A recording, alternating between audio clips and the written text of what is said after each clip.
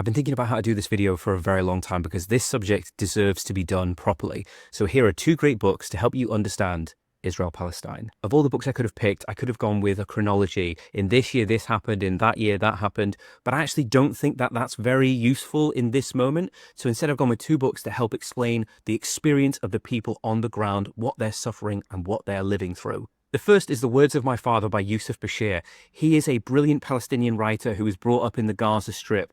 He spends most of his childhood obsessed with computer games and football and playing tricks and pro wrestling and all the other things that we were all obsessed with. But in the early new millennium, the second intifada breaks out and his house is occupied by Israeli soldiers. His life is changed by an Israeli bullet, but he's inspired by the example of his father who refuses to give in to hate. This spells out in a very raw way the suffering of the Palestinian people, but also gives a hopeful message of peace. The second is Letters to My Palestinian Neighbours by Yossi, Klein, Halevi.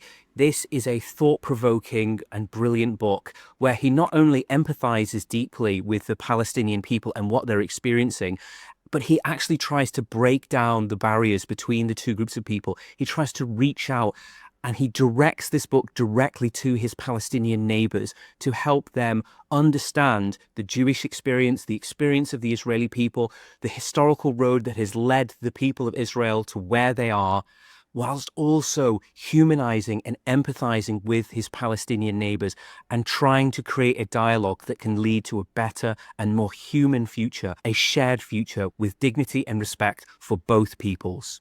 It doesn't matter what your opinions are. To understand the human experience of the people in the midst of this terrible tragedy, I would urge everyone to read both of these fantastic books.